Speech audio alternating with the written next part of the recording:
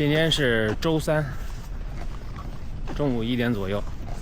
今天间歇课没有跟那个破营的小伙伴一块儿去跑，早上太冷了，但中午的体感温度还好，所以我来公司附近的校园里边跑了一个间歇5321。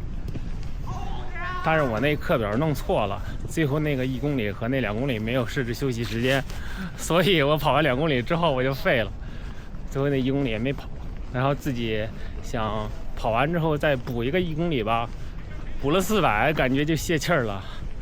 没有课表，我是一点都不想顶，然后最后就停了。最终5公里的配速是404，3公里的是357，358还是357，然后2公里的是354、353，基本上都跑在自己预定的区间里了。收拾一下，回去上班去了。